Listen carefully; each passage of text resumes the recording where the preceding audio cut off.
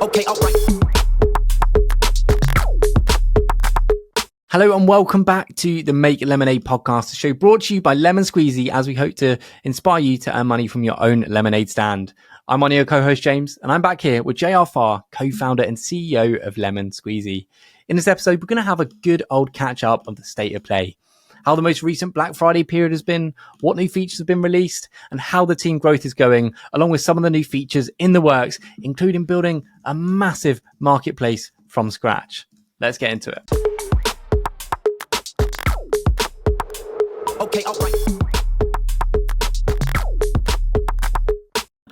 I did an Indie Bites episode with Gilbert yesterday.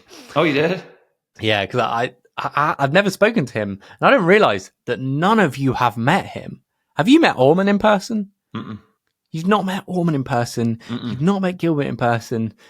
I was impressed by how you can build a multi-million-pound business without even meeting someone in person. We should actually kick this episode off with that.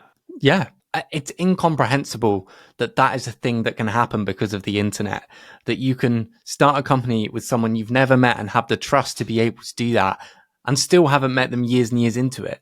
I guess I never really thought about that, but I mean, part of it is maybe some of the, we knew each other from afar back in the WordPress days. So we kind of knew, and then, obviously you can kind of look at people's track records online, but obviously, I mean, it took a year of talking, discussing plans, ideas. What would we do? What would we build? How would we build it? What type of company do you want to build? I mean, it took time to think through those things, but you're right. I mean, it's weird. And actually, just now that you're bringing it up, I didn't even think about that. I haven't physically met them, but we've talked about it. I mean, Gilbert talked about doing our first Lemon Squeezy retreat with the whole team. And I think I told you this, renting out a Scotland castle we'd stay in, which That's so good. Amazing. I do these retreats with because I work solo mostly. I have clients, but my colleagues are essentially my friends that are also solo entrepreneurs. And we've done trips to Lisbon. We did a skiing trip last year. We're going to book out a Scottish castle, and hopefully we can do it before you. And I'm determined to meet Gilbert and Orman before you. That would be crazy, wouldn't it? If I met your co-founders before I mean, you. I wouldn't be. You're over there. You're over across the pond. So you kind of have an up on me. That's true, but I'll meet you before they meet you either. I will fly over to Utah to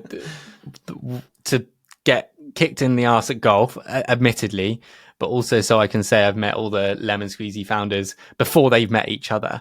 That would be crazy. How did you build the trust with co-founders? Because co-founder relationships can be if they go south, it can be just kill the business. How did you know before partnering? Because Gilbert and Orman had worked together at Themezilla and Dunked, but for you, well, I think the biggest thing was just naturally everything started to come together over the course of talking, because I mean, whatever you call it, yin and yang, we complement each other very, very well, in my opinion. Orman's very design centric. Gilbert is our CTO. He's very, engineering centric. And then I felt like I brought more of the marketing and business side of the thing. And so I think we just all kind of found our spots as you know what I mean? That naturally formed. And then the trust side, that's complementary skill sets. Yeah. Your trust. Yeah. Because I think what you're saying is that's all fine and dandy, but you're starting a business together. And I think even after all these years, I'm probably a little naive, where I think I probably just thought, if it doesn't work out, it doesn't work out, but it's worth the shot. I'm not the type of person that someone needs to earn my trust, which is maybe, again, the naive part of me. I'm more of I give my trust, and if it breaks, then it's shame on me once, and then I won't let it happen to me again. But that is typically the way I approach life. I am the biggest benefit of the doubt. Even if you kind of scar me a little bit, I forgive and forget pretty easily, which again is maybe not a great trait in some places, but I don't try to hold grudges. I feel like the energy it takes to hate someone is just the same as you know what I mean? So I kind of live my life that way. So maybe that's where that comes from. But I guess for Orman and Gilbert, they had the same thing. I think maybe the excitement of what we were doing and what we wanted to build was more outweighed everything else. You know what I mean? So, but again, we talked for a year. So it wasn't like we just overnight Yeah, but like talking is very different to building a business, right? You like with Orman and Gilbert had built something together, like before they even started working on Themezilla or Dunked. They'd like had this little trial, right? But had you had that with them?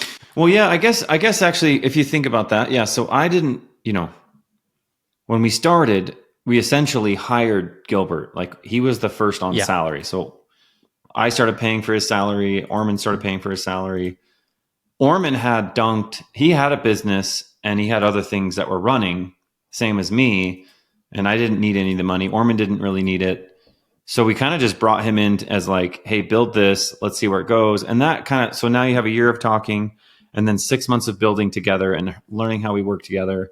And then, I don't know, it seemed to kind of like all come together that way. And I think, even Jason Schuler, the early co-founder, course, he's not in all the time, but I met Jason at WordCamp or Pressnomics, like a WordPress thing back in 2000, like 10 or 11. So I have met him before and knew him. So we all kind of knew, I think it's the WordPress thing that kind of brought us all together. And then, but it's a really good question. I don't know how a lot of people do that because it's more common now than it isn't, Have you had any co-founder disagreements? Yeah, like equity stuff has been, I don't want to say disagreements, but there was like things early on we were trying to figure out that were interesting, especially like we were trying to decide, did we raise, did we not raise?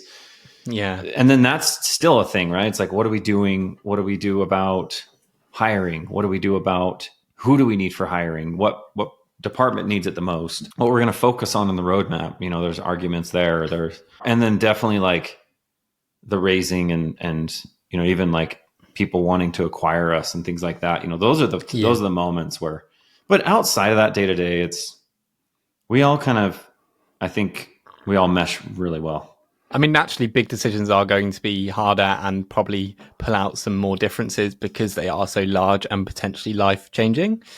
So, JR, in this episode, the last few episodes of the series have been kind of topic-focused and kind of the topics that were really interesting to get to know a little bit more about the ongoings, how you do things at Lemon Squeezy. But one thing we've almost glossed over is what's actually happening at the moment. What are you working on? What's coming up? So I thought we would use this episode to discuss some of those things. And most recently, Black Friday, Cyber Monday has just happened. We're on the Tuesday. How did that go for you? Because I'm guessing as you take a percentage and a lot of people are selling products at a discount, that's been quite a substantial thing for you. Yeah. I mean, I think the first thing I would say is we've built a business that doesn't require promotions or discount. Like we don't need to do a Black Friday sale, which I think is great. But then we also inherently, we get the benefit of these sales and promotions because we are kind of the thing behind everything. And I didn't really think about that. But what's crazy is, we processed more volume in one day in November than we did in the entire November last year. That's how much we've grown. I don't even know if you can like comprehend how much money that is. But the other thing that makes me think is in the next 10 years, what is going to be happening with e-commerce and digital sales and product sales? And, I look at like Shopify. I saw their president come on and say, they have a similar thing with Stripe where you can go look at the site and like see all the volume. And what's crazy is Shopify last year processed $1 billion on Black Friday, I think is what he said. Mm-hmm. And then this year they processed 4.1 billion. That's insane in 1 year how fast Shopify grew. So I don't know where we're going to be next year based on what we just did. So that's super exciting. So Black Friday, Cyber Monday is definitely like a real thing. It's crazy. Just, some of those data points that I mentioned. And for a lot of like e-commerce businesses, Black Friday, Cyber Monday is what they base their entire business on. They basically load that cash up that they've through the holiday period and Cyber Monday, Black Friday, and that sort of pays for the rest of the year. Have you sort of approached it this way at all? Because you do have that peak and you're taking a percentage of what people are selling over the weekend. Is it that much substantial? It is. It's substantial. Yeah. And we haven't thought about that. I mean, it's funny. Gilbert this morning brought that up in Slack. He's like, do you think we can give the team a bonus? So, I mean, because there's so much money, right? But I don't know. I haven't really stopped to think about that yet. I think it's great too, because One, we did like a really cool Black Friday downloadable guide that like talked about, we hired like a writer and we did like a full vetted thing that like talked about how to get the most out of Black Friday as a digital creator, how to do the sale, how to think through it. I also find it interesting, like if you can actually do it right, it doesn't have to be as gimmicky and quirky and scammy as maybe Black Friday might feel to some people. Like, for example, if you are a subscription, like a SaaS product or something, or you have subscription, plans, I think just really doing a deep discount on like an annual subscription and then getting the renewals moving forward. I think that's like just like a huge, might not be as cash flow, because you could also go the other way where it's like, we're going to really do something big on annual plans and build a lot of cash, right? So you could actually do both sides of the spectrum. I think that's super fascinating to watch what different merchants did to take advantage of Cyber Monday and Black Friday. And I still think it's still kind of trickling even in through the rest of this week. I think it'll still, I think it'll still be going. For us, I don't think we're like looking at it to bank on or anything. I think this is just more of a cherry on top for us. Mm-hmm. How do you avoid not spending all of that money really quickly? Because if that was me, I go into spending mode. And for you as someone who is hiring when it hurts and you've been like conservative about that, are you using that Black Friday, Cyber Monday influx of money to invest back into the business, hire someone, do projects? Or is that something you're just sort of, trying to maintain consistently what you've been doing and grow based on your regular level? Yeah, my instinct is to say that didn't happen. It didn't exist, and that will just sit there. Like we won't do anything with that. We'll just leave it. That's what ideally I would like to do. Just act like it didn't happen and save it for a rainy day and just let us continue to kind of, build. I mean, we're making great milestones, but we have what are we? We're just over 50, close to 20, getting closer to 20 people now, but just want to kind of take it steady. You never know what's going to happen tomorrow. Yeah. It's a boring answer. It's boring. That's boring answer. It's not a boring answer. It's a sensible answer. It's not the answer I would do, because I struggle because when I see money come in the account jar, I spend it. And fortunately, I had a really bad Black Friday, Cyber Monday, but I kind of knew it was going to come because I spent a lot of time on doing the podcasting stuff rather than the e-commerce stuff. But I feel like important to check yourself sometimes, right? Well, I think sometimes, when you say that, like, is sometimes I worry about, are we not chasing growth enough? Not saying we need to chase growth. I'm just saying we're almost like anemic to it at this point because we're trying to stay independent and growth has a lot of pains to it. And so sometimes I don't know if maybe I'm not thinking big enough. I can definitely think big enough. That's like a thing that I do is like, I'm always 12 steps ahead. That's typically where I really sit, but sometimes I have to check myself. So, I mean, I love the thing. I mean, I actually love that you asked me it because I'll probably end this episode and go throughout my day and start thinking about like, okay, what could we do? Where would we put that? So I'm going to now start playing chess after this one. So what are your thoughts of where you could put that money? Where, if you could invest that extra cash, would you put it into hiring more people? Would you put it into investing in marketing, engineering? Probably more people or marketing. Like, I don't know if it's luck. I don't know if it's just the 10 years of work and then we show up and things work. Like what I'm saying is we've been lucky to this point to not do really any marketing. Like we don't have any. We don't have any paid programs. We don't have affiliate program. We don't even have somebody overseeing marketing. So, I wonder what would happen if we just leaned into that a little bit more. So that's it would be interesting because like you might not have marketing specifically, but you do package up the product very well. You've got the viral loops of the product where it's branded. You've got the Twitter stuff, which is marketing as much as it can be. You've got fair. The shareable growth stuff that you've built into the product. And like also you have marketing skills, but I feel like you've got so many other things on your plate, such as sales tax compliance to do, rather than the slice of your time that can go into marketing. It will be very interesting to see what a proficient A+ marketer can do with Lemon Squeezy and what they would do. And actually, will it make the impact that you think it might? Right. So talking of hiring, you've had this mentality of hiring when it hurts. What is the next hire for you? Where do you go in terms of growth of Lemon Squeezy? Is it that marketer you're looking for now? Yeah, I think we're gonna move forward on that. I also think that more support. I think what we found was, I don't know if I mentioned this in one of the episodes, but we kind of took the approach of, I have this concept of EOS, everyone on support. So the team came in, we did it for a week or two. And what I found is just organically on Twitter, for example, this like chorus or this harmony of positive support was really starting to shine through because we were investing a lot in that. I think that that's fascinating that we can see a return so quickly on when we really dump, like almost over the top on support, where we're rapid fast, we're responding to everything.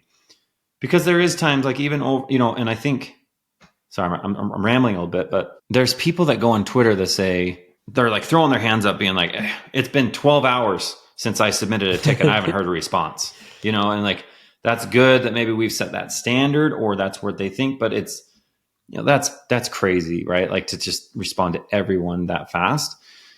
So support has always been a thing that like, it could be a way to differentiate, I like that it keeps the team close to the customer's voice as a whole. So I think I've already hired another person for support. They actually started today. It's funny enough. So we're still hiring, but yeah, I think we need to lean more into support, and I think we need to get that marketing hire for sure. But when I ask it, it's like, I also think like, are we moving fast enough on the roadmap? Do we need more engineering help? It's like, it just never stops, which is good. That's the balance, right? That's the decisions. That's part of the challenge of a startup that you as a CEO and the founding team have to figure out where you put that investment. Are you thinking like, what is the highest leverage thing for us to do at that point? Yeah, I think, part of it has been we've invested so much into the product that we've almost reached a point where we're releasing features, right? And there's enough product here to sell and market that, you know what I mean? We've kind of reached that point where let's slow down the releasing cycles a little bit and let's focus more in on support and let's focus more in on, actually marketing this product. So I think that's kind of the approach we've taken, which is a little bit more high level. And then from there, how we do that is, we'll kind of figure out our plan there. But like what I'm saying is we just hired another support person. We're locking somebody into marketing, and then we'll start building programs around all that.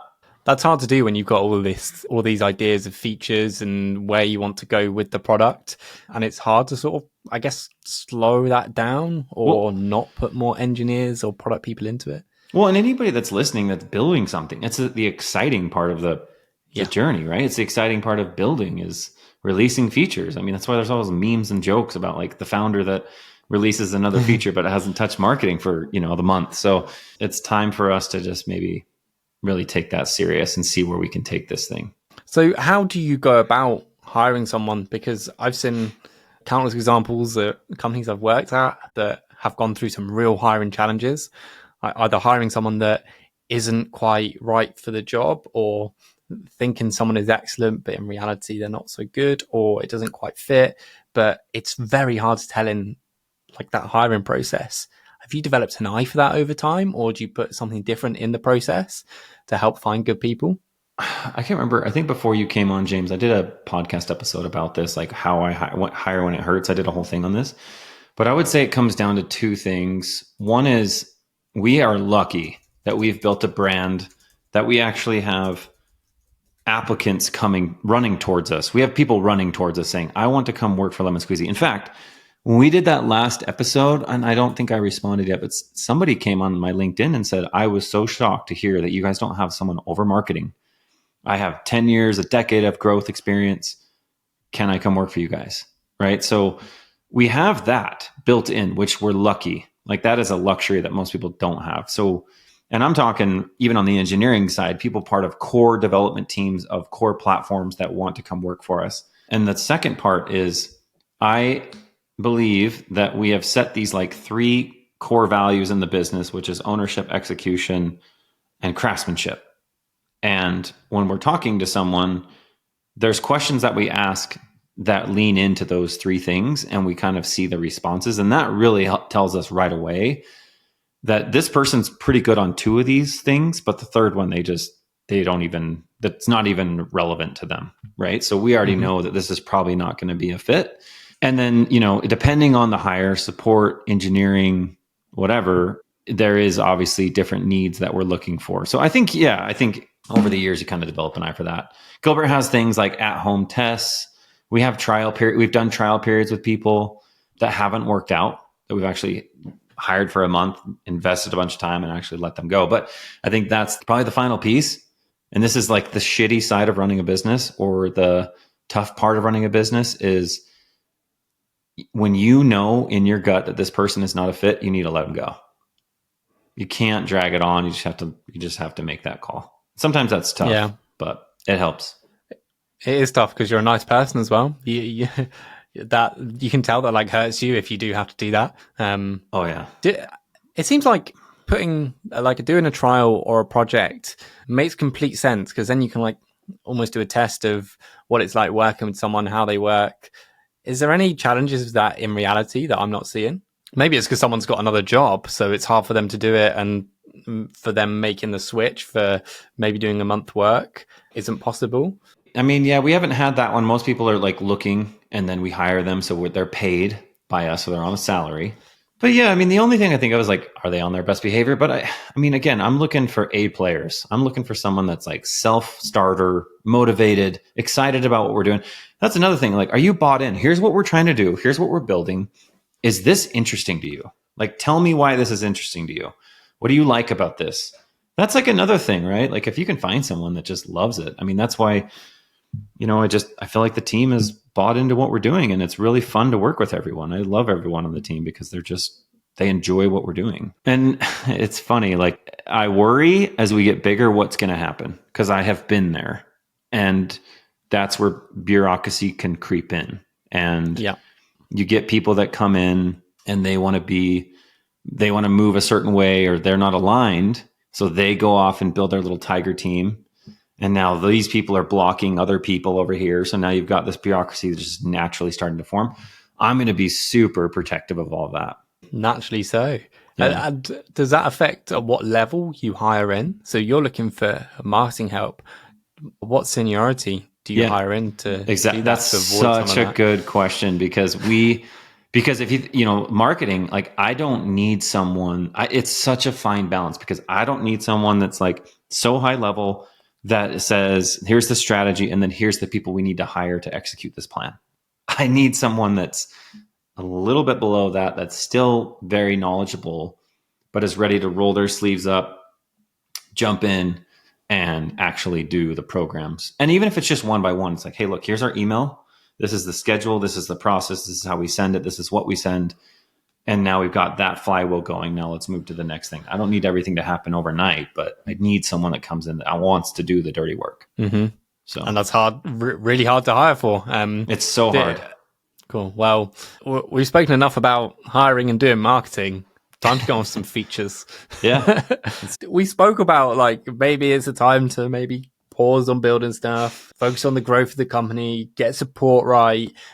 But like, you've got this huge marketplace you've been talking about.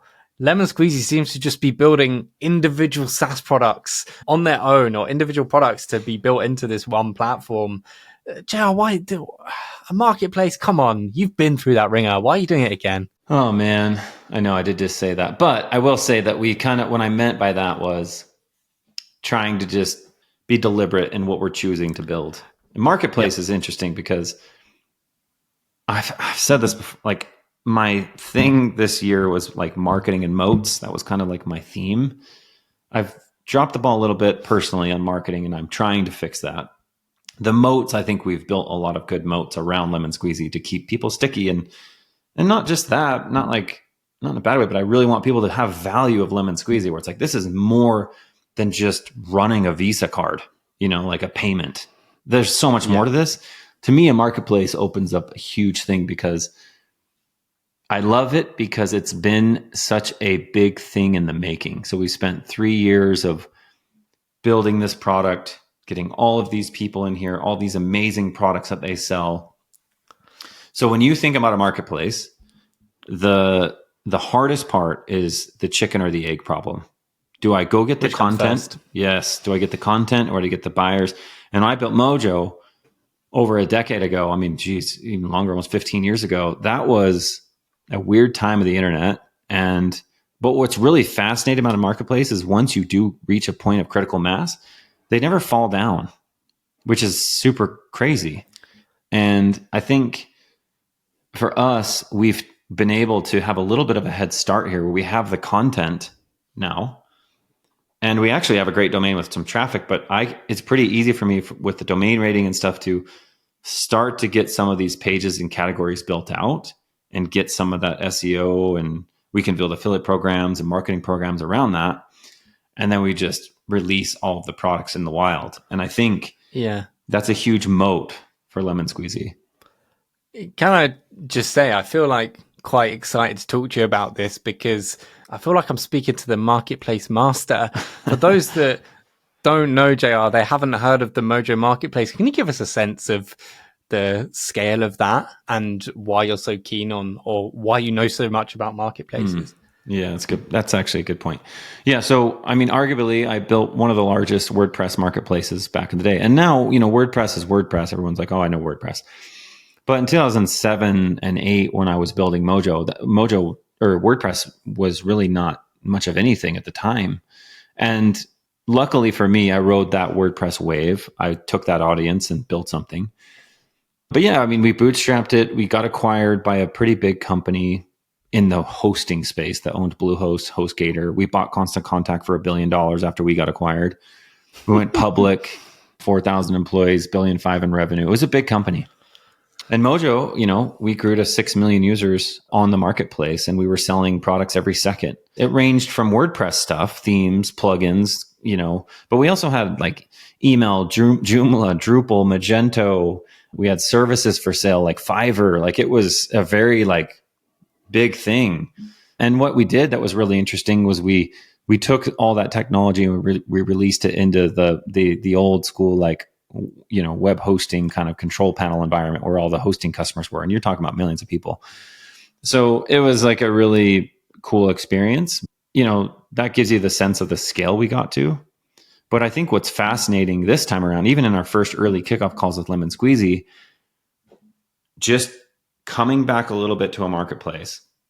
I talked a little bit about the chicken or the egg, but there's actually 3 elements to make a marketplace really hum, which is you have the buyer experience, you have the seller experience, but you also have the admin experience, which is the internal experience of like, this customer's purchased something and it's not in their downloads. They need a refund. The license key's broken on this. There's all these, you need like a command center to see everything that's going on to be able to fix things. And so it really, I mean, now that I say it out loud, I mean, it's a massive undertaking to build this thing, but it's a huge moat.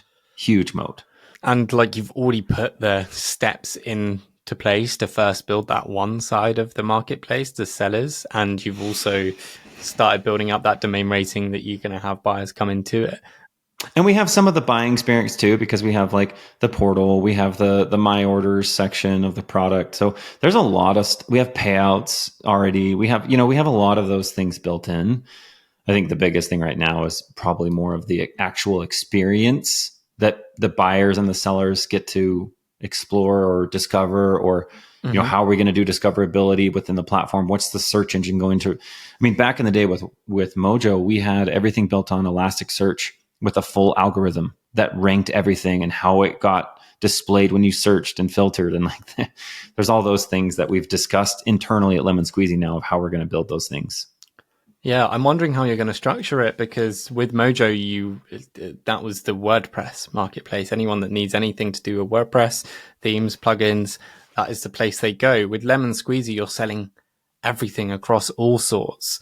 If you're looking for themes, for software, it's just so spread. So how will the Lemon Squeezy marketplace be a destination for people? What are they going there for? I mean, obviously we need to kind of pick and choose, because I think if we try to boil the ocean, we're not going to get anywhere. So we're going to have to lean into some categories but categories are something that we've been discussing a lot internally of how do we do this in a way where one, it can scale, but two, in the beginning, it makes sense of how we navigate this marketplace. And I think it's going to take, just like anything, we're going to have a V1 of this marketplace that's not going to have all the features that we want. But yes, categories, tags, those are things that we're already planning and figuring out of how we're going to actually make this, the discovery of the marketplace, but also as the merchants, where they're going to have to go in and kind of self-categorize their products for us. That'll throw in its own challenges, self-selection of their own categories. But like you're seeing like collections of what people are selling through Lemon Squeezy. There's a lot of people selling their Framer templates, a lot of people selling their Notion templates. I'm immediately thinking, right, I don't know if there's a place I can go and browse through Notion templates. The Lemon Squeezy marketplace is perfect for that.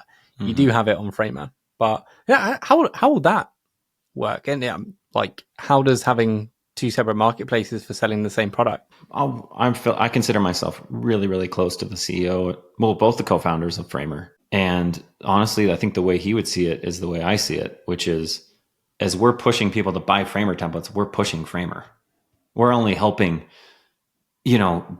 increase the land exposure to Framer. You know what I mean? So, and it just makes the Framer template sellers more successful, which helps Framer. It's all positive. Everyone wins, in my opinion. No, so fair enough. Yeah. So building this marketplace, do you have a sort of timeline? Is this aiming for something in 2024 for you to release? How does that like MVP look? Yeah. Q1 of 2024, we're going to release the marketplace.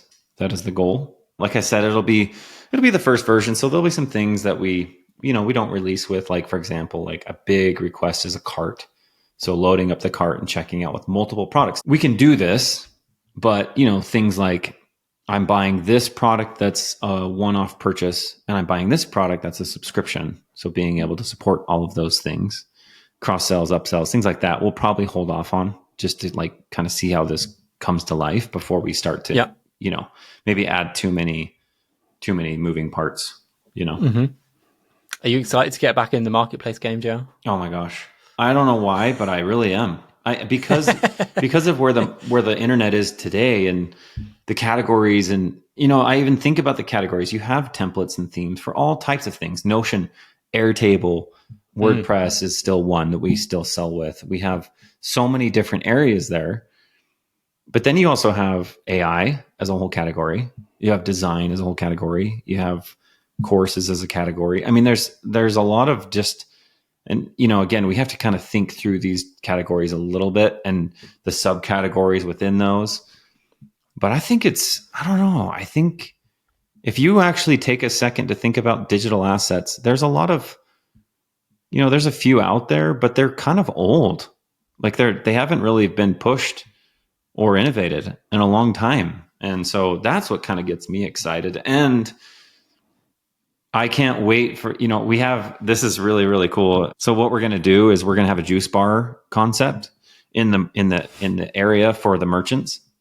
Yeah. And you'll be able to kind of watch what you're doing as a seller. And we're going to have tiers that unlock different things. But I promise you, one of those tiers is the first person to get to a certain amount of dollars. I can't say the number right now, but we're literally giving them a yellow Lambo. A what? A yellow Lamborghini. Like a toy Lamborghini? No, like a car. We're buying them a car. So if they sell it, we're literally gonna go out there and deliver this Lamborghini to them. Joe, how good was your Black Friday Cyber Monday? It's gonna be amazing. That's very cool. And what's the below tier if the top tier is a yellow Lamborghini? Well, we haven't figured them all out. We've gone from stickers and T-shirts and hats and hoodies and maybe like but all the way. It'll go all the way. I'm talking. Someone's gonna make. So you'll be shocked. Someone will make this money and they will get this Lamborghini. So I watched it happen on Mojo. Can we put a set of tailor-made irons in there as well somewhere? Yeah, JR's personal. Pick your gift. I don't know. I mean, we're trying to be fun and creative with it, make it different. that's just kind of what we do. So I don't know. No, I think it's cool. I think it'll be fun. I agree. I'm excited to see, like, you can tell this is where your background is. This is where Orman's been as well with the marketplaces. This is going to be the way you are going to do it, your expertise and kind of excitement to do it with the platform you built with Lemon Squeezy. It's very exciting. Yeah. Talking of exciting features, one more. You're going to have to explain this to me again. Wedges. Talk wedges to me. Yeah. So, man, that is really close to releasing. But yeah, it's wedges. Like, it's a play on words, of course. We're obsessed with lemons here. So lemon wedges. The idea is a bunch of components. So it's open source. We're making it completely free. We've had a few dedicated resources on this for probably 4 or 5 months of building this. So it's not just like, something we just created overnight. This has been a lot of work. Orman has made the design system. So you'll have this amazing design system, in my opinion, a world-class design system of UI components. And then they're also coded in React. And we'll have a lot more from there that we're going to expand into in terms of the platforms. But it's Tailwind, React components. You can basically take these wedges and components and build a whole system, whether it's everything from a marketing site, landing pages, to UI.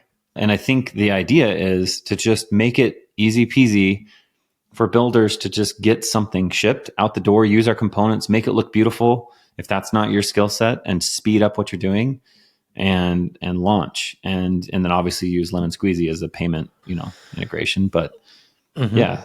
So is this for marketing sites? Is this for... Yeah, it's all the above. I mean, for right now, it's a little bit more focused on the UI side of products, building products. So think UI elements and, things that you want to build from a SaaS application to, a login screen, stuff like that. But it'll move into like more of the marketing templates, and it'll always be free. I love that. And is this sort of where Tailwind operate? Yeah, but we're using Tailwind, so it'll promote Tailwind. Okay. So it'll promote their CSS. So, yeah. And have you got a launch date? Very soon, like the end, but before the end of this year. Okay, cool. Yeah. Alrighty. Well, we've covered a lot. So I've really enjoyed this episode. Have you enjoyed talking about sort of the state of Lemon Squeezy, where you're at, what's coming? Yeah, I mean, I hope that it's been. I mean, the last few episodes we recorded, it'll be interesting how the mental health one goes. This one's a little bit more behind the scenes. So we'll see how many people really listen to this one as opposed to like a fancy guest. We should say at the end, if people have listened this long, like maybe we have Rob coming on, Justin Rob Jackson. Walling of Tiny Seed, Justin Jackson, Transistor, guest confirmed upcoming. Yeah, and we'll keep going from there. I mean, I'm going to talk to, obviously we have the Twitter Spaces with Jason Cohen today. So I'm going to ask Jason Cohen, the WP Engine co-founder, to come on and talk with us.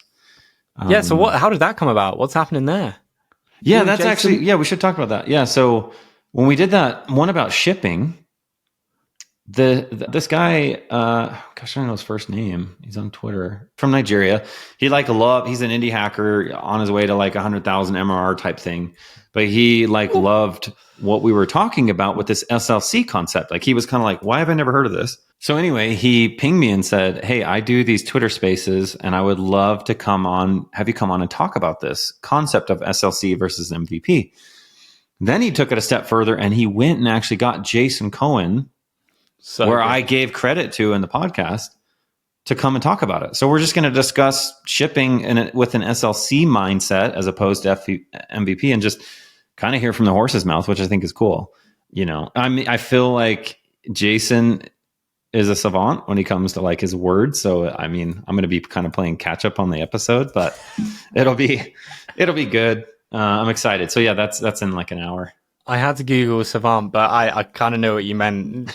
Jason he's become a bit of a legend in the industry of bootstrapping and building products, SaaS products, because of his blogs, his advice.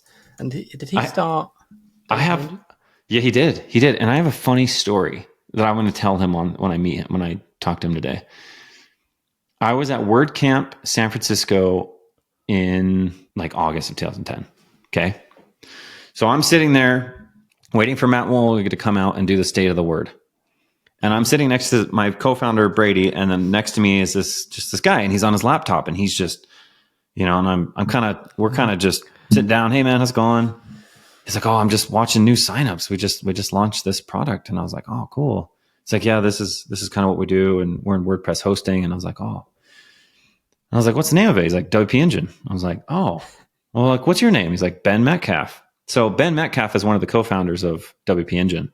And I literally sat next to him and watched him refresh his sales dashboard for new signups when they launched WP Engine. I think they launched in like March. So it was only just a few months after they had launched that I was just sitting there chatting with him. Anyway, I thought that was kind of a funny story. I forget how deep you were into the WordPress space. You have to kind of check yourself that this was a huge thing with people that have made some really large, successful businesses. And you were sort of there in the early days and a part of it. Mm-hmm. Yeah. Yeah. All right. Should we wrap here? Anything else you want to say? No, this sounds good, man. Yeah. Thanks for the chat. Okay, all right.